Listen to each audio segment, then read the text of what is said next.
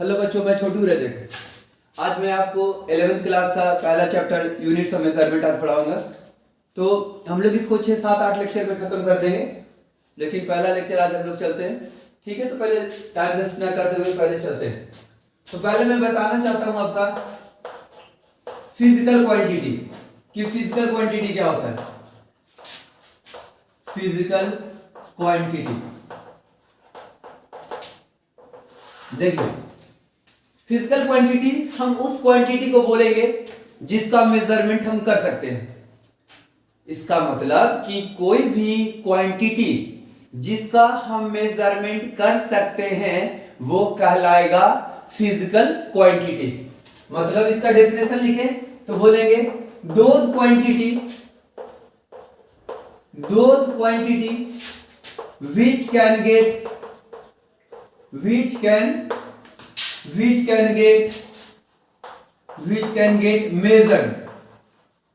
can get measured, तो उसको बोला जाएगा फिजिकल क्वांटिटी। जैसे एग्जांपल बोले तो बोले मास, लेंथ, टाइम, उसके बाद वेलोसिटी, उसके बाद डिस्प्लेसमेंट। तो ये सब क्या कहलाएगा?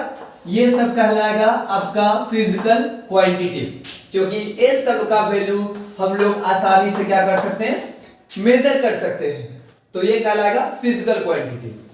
उसके बाद हम लोग जानेंगे नॉन फिजिकल क्वांटिटी कि नॉन फिजिकल क्वांटिटी क्या होता है। लेकिन जो हमारे सिलेबस में है सिर्फ फिजिकल क्वांटिटी पढ़ना है, नॉन फिजिकल नहीं पढ़ना। नॉन फिजिकल कुछ है भी खास नहीं, मतलब वो क्वांटिटी जिसका हम मेजरमेंट नहीं कर सकते। जैसे अगर हम बहुत ज्यादा खुश है, हमारा हैप्पीनेस, क्या ये मेजर कर सकते हैं? नहीं कर सकते हैं। हमारा हैप्पीनेस हो गया, सैडनेस हो गया, दिस ऑल फीलिंग जो हम लोग महसूस कर सकते हैं, लेकिन उसको ना नाप सकते हैं ना तोल सकते हैं। इसका मतलब उसका हम मेजरमेंट हम नहीं कर सकते हैं, तो वो कहलाएगा नॉन फिजिकल क्वांटिटी। तो बोलेंगे कि दोज क्वांटिटी which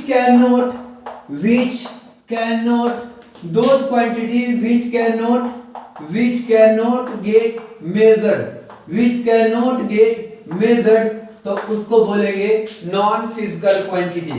एग्जांपल अगर बोले हमारा काइंडनेस कितना होगा नहीं पता, उसके बाद हैप्पीनेस वो क्या होगा नहीं पता, क्योंकि ये सब फीलिंग है, एक्सप्रेस कर सकते हैं। लेकिन अगर मेजर करने का बात आए तो हम लोग मेजर नहीं कर सकते। फिर से एक बार रिपीट करते हैं, फिजिकल क्वांटिटी वो क्वांटिटी होता है जिसका मेजरमेंट पॉसिबल है, जिसका मेजरमेंट हम आसानी से कर सकते हैं। जैसे मास का होता है SI यूनिट केजी, लेंथ का होता है मीटर सेंटीमीटर, कुछ में भी मेजर हो सकता है। टाइम सेकंड में होता है, वेलोसिटी मीटर पर सेकंड में, और डिस्प्लेसमेंट होता है metre. So this all belongs to the physical quantity. But non physical quantity में होगा वो क्वांटिटी जिसका मेजरमेंट हम नहीं कर सकते हैं, that is kindness, happiness, sadness. ये सब एग्जांपल क्या है? फीलिंग है।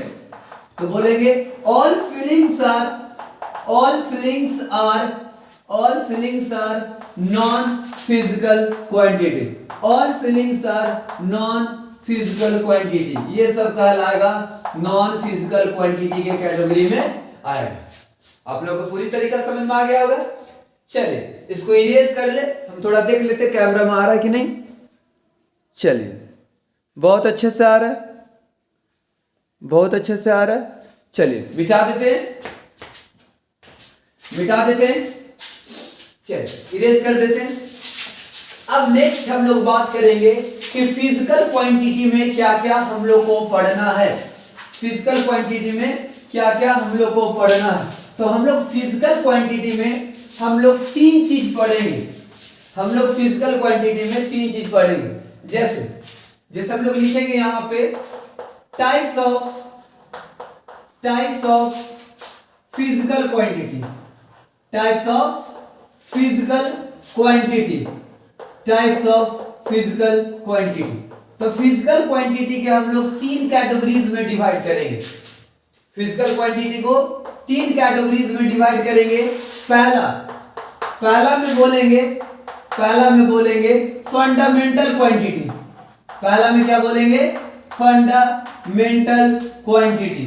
पहला में हुआ फंडामेंटल क्वांटिटी। दूसरा में बोलेंगे हम लोग डिराइव्ड क्वांटिटी। दूसरा में बोलेंगे डिराइव्ड क्वांटिटी। और उसके बाद हम लोग बोलेंगे सप्लीमेंट्री क्वांटिटी। क्या बोलेंगे? थर्ड में सप्लीमेंट्री क्वांटिटी। ये हुआ सप्लीमेंट्री क्वांटिटी। तो हम लोग को 3 चीज पढ़ना है फिजिकल क्वांटिटी के अंदर।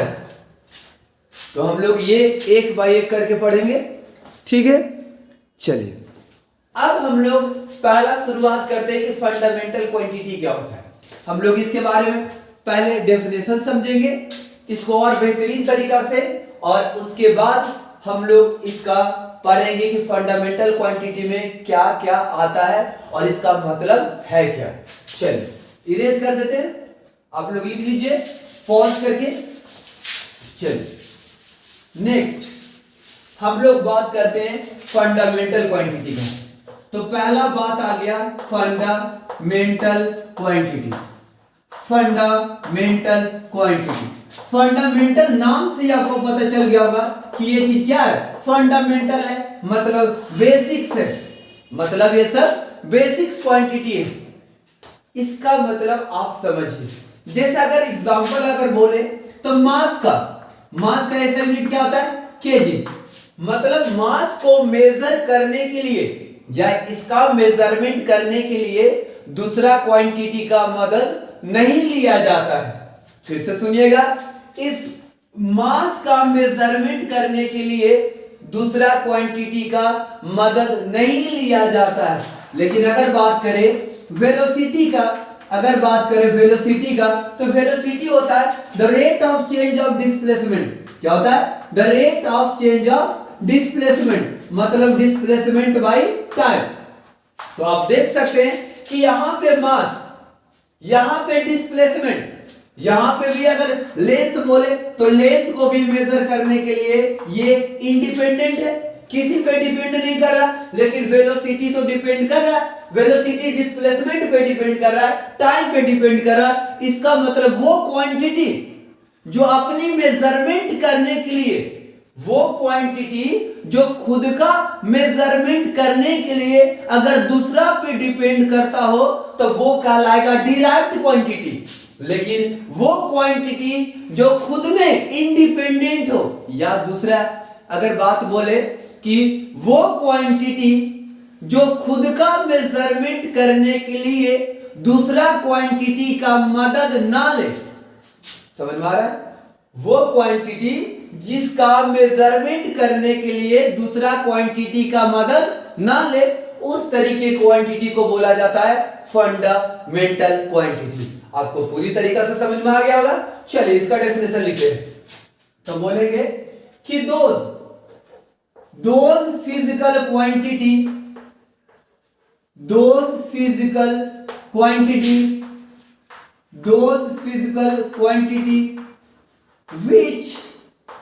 which does not depend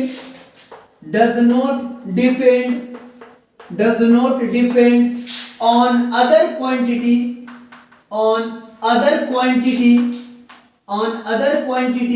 for its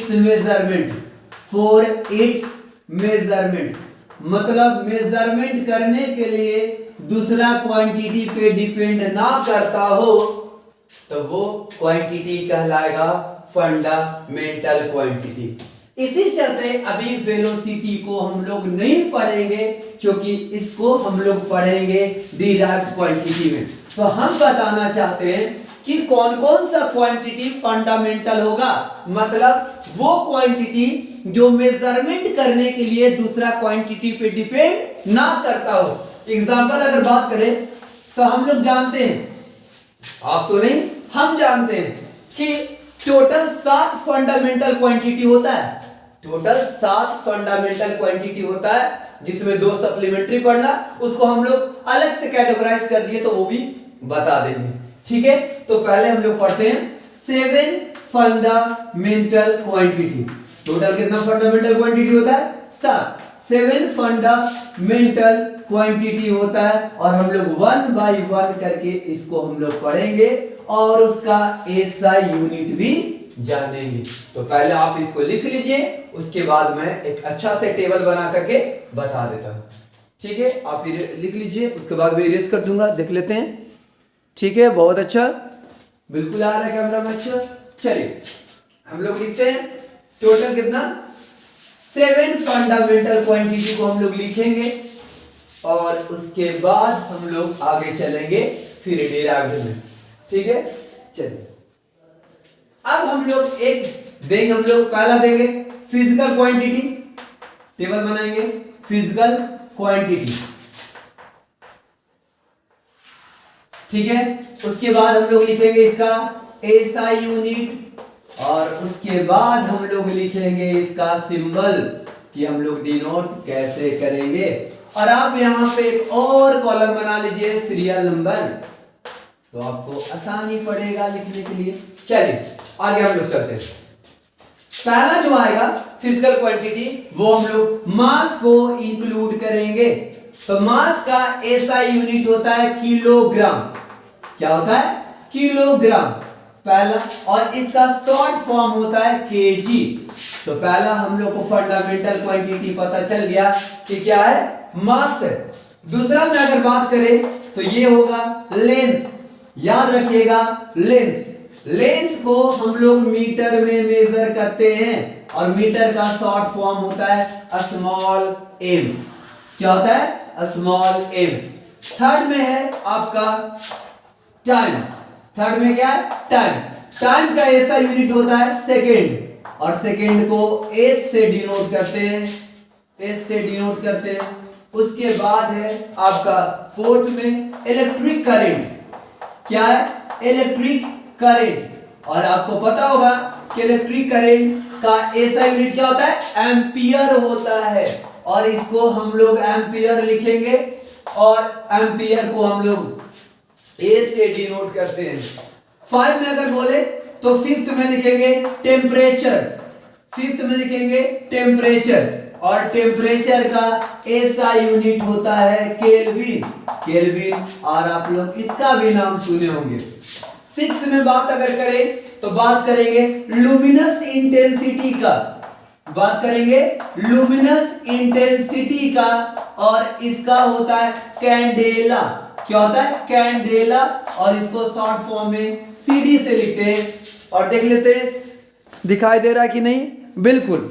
और जो नेक्स्ट 7 वाला पार्ट है उसको यहीं पे मेंशन कर दे रहे हैं, वो लुमिनस इंटेंसिटी हो गया। और उसके बाद एक और है amount of substance. Amount of substance, तो अमाउंट ऑफ सब्सटेंस को हम लोग बोलेंगे क्या? अमाउंट ऑफ सब्सटेंस को बोलेंगे क्या? मोल, और ये एमओएल से। ये टोटल आपका 7 क्या हो गया? Fundamental quantity. चलिए आप लोग लिख ले, बिल्कुल दिखाई दे रहा है। चलिए बहुत अच्छा, बिल्कुल इसको छाप ले, छाप ले। चलिए टोटल 7 फंडामेंटल क्वांटिटी है और बिल्कुल ये हम लोग याद रखेंगे।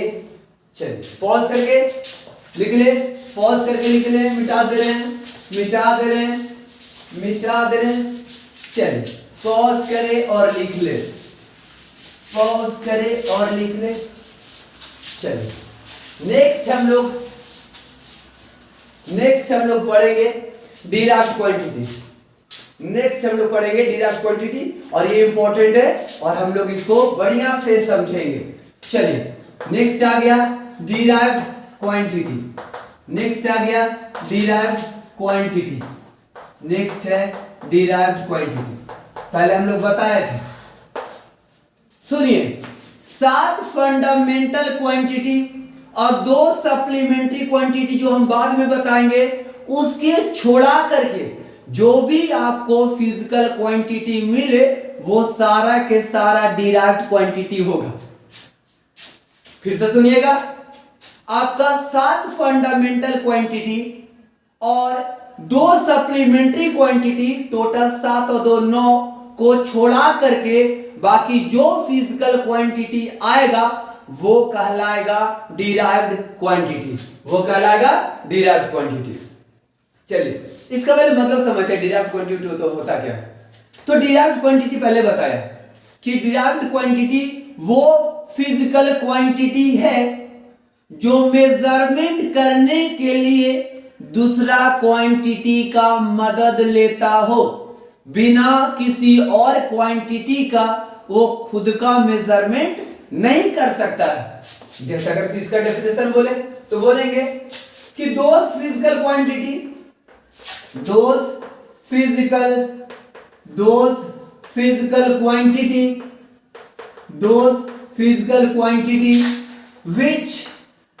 which take the help of other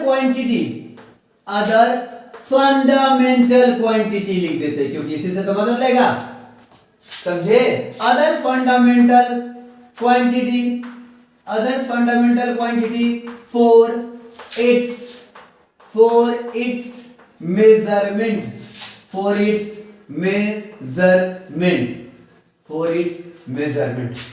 समझ में आ गया। जैसे एग्जांपल अगर बात बोले तो पहला बात अगर करते हैं तो स्पीड का बात करेंगे। चलिए स्पीड तो थोड़ा हो गया, पहले एरिया का बात करते हैं। आप लोगों को पता होगा एरिया क्या होता है। तो एरिया आपको सिंपल चलना है रेक्टेंगल में, तो रेक्टेंगल का एरिया आता है ना कि आप लोग भूल चुके हैं। ये होता है रेक्टेंगल ABCD और ये उसका हुआ लेंथ, ये हुआ इसका ब्रेथ। तो एल बी को क्रॉस करेगा तो टोटल एरिया कवर कर लेगा। तो एल क्रॉस क्या हो गया बी। लेंथ का भी जानते हैं एक डिस्टेंस ही है तो उसका होगा मीटर, और ब्रेथ का भी क्या होता है मीटर। तो मीटर इंटू मीटर क्या मीटर का स्क्वायर। तो आप देख रहे हैं कि एरिया जो है वो दो चीज का मदद लिया, दोनों लेंथ का ही लिया। तो दोनों लेंथ किस में आएगा लेंथ ही मारा फंडामेंटल क्वांटिटी। तो दो फंडामेंटल क्वांटिटी यहां पे आया जो दोनों का दोनों क्या है लेंथ है। तो ये डिराइव्ड क्वांटिटी फंडामेंटल क्वांटिटी का मदद लिया अपने मेजरमेंट करने के लिए। तो इस तरह की क्वांटिटी को बोला जाएगा डिराइव्ड क्वांटिटी। नेक्स्ट अगर बात करें वॉल्यूम, तो वॉल्यूम जो होगा वो होता है length into breadth into height. और हम लोग जानते हैं लेंथ का भी ऐसा मीटर, ब्रेथ का भी मीटर और हाइट का भी मीटर। इसका मतलब कि अगर सेम वेरिएबल बार बार आए और वो भी मल्टीप्लाई में तो उसका